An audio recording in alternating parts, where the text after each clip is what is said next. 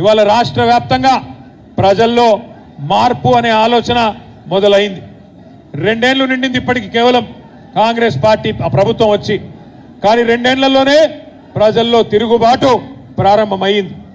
రైతు బంధు కేసీఆర్ గారు ఉన్నప్పుడు బ్రహ్మాండంగా ఒకసారి కాదు 2 సార్లు కాదు 11 సార్లు మీరు దండం పెట్టే అవసరం లేకుండా, దరఖాస్తు పెట్టే అవసరం లేకుండా 73,000 కోట్ల రూపాయలు 70 లక్షల రైతుల ఖాతాల్లో నాటేసే టైం వచ్చిందంటే ఫోన్లన్నీ టింగు టింగు టింగ్ అంటూనే 70 లక్షల ఖాతాల్లో 73,000 కోట్లు పడ్డాయి.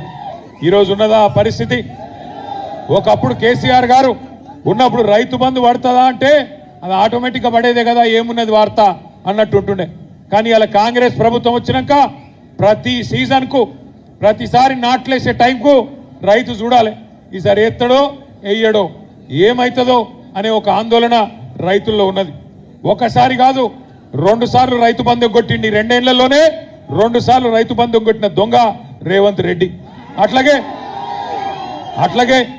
అట్లాగే ఇలా రైతులు బాధపడుతున్నారు మహబాద్లో, అట్లాగే డోర్నకల్లులో, ఈ ప్రాంతంలో ఉన్న ఇతర నియోజకవర్గాల్లో కూడా. మాయ మాటలు నమ్మిండ్రు, రైతులు నమ్మిండ్రు, ప్రజలు నమ్మిండ్రు. మన కార్యకర్తలు కూడా పోయిన శాసనసభ ఎన్నికల్లో కొద్దిగా డీలా పడ్డారు. ఒక మాట నేను అడుగుతా, మీరు నిజాయితీగా సమాధానం చెప్పాలని చెప్పి నేను కోరుతా ఉన్నా. ఇక్కడికి వచ్చిన మా మహబాద్ డోర్నకల్ నియోజకవర్గ అన్నదమ్ముల ఆడబిడ్డలను నేను ఒక మాట అడుగుతున్నా, నిజాయితీగా సమాధానం చెప్పండి. మీరేమనుకున్నారు? మహబాద్ వాళ్ళు డోర్నకల్ వాళ్ళు ఏమనుకున్నారంటే పోతే మా ఒక్క సీటు పోతుందేమో కానీ కేసీఆర్ సార్ అయితే ఉంటాడు కదా అనుకున్నారు, అంతేనా? ఇది సీటీలు కొట్టే ముచ్చట కాదు,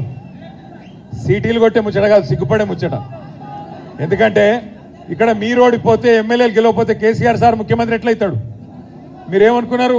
పోతే మా ఒక్క సీటు పోతుంది, పోతే మా ఒక్క ఎమ్మెల్యే పోతాడు, కానీ కేసీఆర్ ఉంటాడు కదా అనుకున్నారు. మాకేం డోకా ఉన్నది, రైతు బంధు వస్తుంది, 24 గంటల కరెంట్ వస్తుంది, గోదావరి నీళ్లు తెచ్చిండు కేసీఆర్ గారు కాళేశ్వరం రూపంలో. ఇదివరకు వాళ్ళు కాలువల్లో విడిచిపెట్టిపోతే ఆ కాలువల్లో తుమ్మ చెట్లు మొలిస్తే మా డోర్నకల్లులో, తుంగతుర్తిలో, మా నెల్లికుదురులో, కేసముద్రంలో కాళేశ్వరం నీళ్లు తీసుకొచ్చిన ఘనత ఎవలది? గోదావరి నీళ్లు తెచ్చిన ఘనత ఎవలది? కేసీఆర్ గారిది. అందుకే మీరేమనుకున్నారు? కేసీఆర్ అయితే ఉంటాడు, పోతే మా సీటు పోతుంది అనుకున్నారు. కానీ ఇప్పటికి అర్థమైందా మరి? ఒక్కొక్క ఓటు విలువ, ఒక్కొక్క గ్రామంలో ఒక్కొక్క ఎమ్మెల్యే విలువ ఇప్పుడన్నా మనం తెలుసుకోవాలి. మీ లెక్కనే చాలా మంది అనుకున్నారు రాష్ట్రంలో. మీరు మహబాద్ వాళ్ళు ఎట్లా అనుకున్నారో, పాలకుర్తి వాళ్ళు ఎట్లా అనుకున్నారో, డోర్నకల్ వాళ్ళు ఎట్లా అనుకున్నారో, ఇంకా వేరే వాళ్ళు కూడా గట్లే అనుకున్నారు. ఆఖరికి ఏమైంది? దొంగ మాటలు చెప్పి, జర్ర నువ్వు ఆడ మొత్తుకుంటే నేను ఇడ మొత్తుకుంటే ఎవరికి వినబడతారా తమ్మి, ఆగు. దొంగ మాటలు నేనేదో కోపంతో అంటలేను, బాధతో అంటలేను.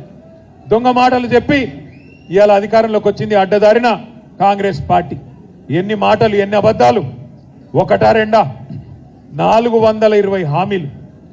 కేసీఆర్ గారు 10,000 ఇస్తే రైతులకు నేను 15,000 ఇస్తా అన్నాడు. కేసీఆర్ గారు కౌలు రైతులను పట్టించుకుంటలేడు, నేను కౌలు రైతులకు కూడా రైతు బంధు ఇస్తా అన్నాడు. ఇవన్నీ 100 రోజుల్లోనే చేస్తా అన్నాడు. కేసీఆర్ గారు రైతు కూలీలను పట్టించుకోలేదు. జాబ్ కార్డు ఉంటే చాలు, నేను ఒక్కొక్కలకు నెలకు 1000 రూపాయలు ఇస్తా, ఆత్మీయ భరోసా అని రైతు కూలీలకు మాటిచ్చిండు. కేసీఆర్ గారు లగ్గం చేస్తే కళ్యాణ లక్ష్మి షాదీ ముబారక్ కార్యక్రమం కింద 1,00,000 రూపాయలు ఇస్తున్నాడు, నేను తులం బంగారం ఇస్తా అన్నాడు.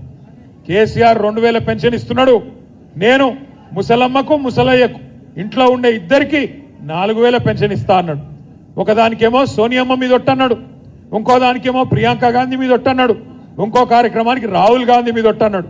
ఇన్ని ఒట్లు పెట్టి, అడ్డమైన మాటలు చెప్పి, అరిచేతిలో వైకుంఠం చూపెట్టి గద్దెనెక్కిండ్రు అత్యవసర మార్కులతో కాంగ్రెస్ వాళ్ళు. 2 ఏళ్ళు అయిపోయింది. 100 రోజులు అన్నారు, గ్యారంటీ కార్డులు అన్నారు, బాండ్ పేపర్లు రాసిచ్చిండ్రు. మరి 2 ఏళ్లలో ఏం పీకిండ్రు అని నేను అడుగుతున్నా. ఏం చేసింది కాంగ్రెస్ పార్టీ? 2 ఏళ్ళు. ఏమన్నా అడిగితే ఒకటే చెప్తారు, ఫ్రీ బస్ ఇచ్చినాం. ఎవలకు ఫ్రీ బస్సు? మహిళలకు ఫ్రీ అట, కానీ మొగోళ్లకు డబుల్ టికెట్ అట. ఇంట్లో ఉండే పిల్లగాళ్లకు చారణ పెంచిరు బస్ పాస్లకు. ఇక ఫ్రీ ఎట్లయితే నాకు తెలియక అడుగుతా. అంటే ఇట్లా అబద్ధాలు చెప్పి రాష్ట్రాన్ని ఆగం చేసి మంచిగా నడుస్తున్న రాష్ట్రాన్ని ఇవాళ ఆగమాగం చేసే పరిస్థితి తీసుకొని వచ్చినారు. మన ప్రజలు కూడా నమ్మిండ్రు. కేసీఆర్ గారు 2000 పెన్షన్ ఇచ్చిండు కదా, మరి ఈయన చెప్తున్నాడు కదా 4000 ఇస్తా అని, ధనిక రాష్ట్రం కదా ఇస్తాడేమో అనుకున్నారు. మరి ఎక్కడ పోయింది ఇవాళ ధనమంతా? ఎక్కడ పోతుంది అంటే ఢిల్లీకి పోతున్నది. ఢిల్లీకి పోతున్నది. ఇలా నిజంగా మహబాద్కి ఇక్కడికి వస్తుంటే కవితమ్మ ఫోన్ చేసింది, ఎంపీ గారు ఫోన్ చేసి, మన అధ్యక్షురాలు ఫోన్ చేసి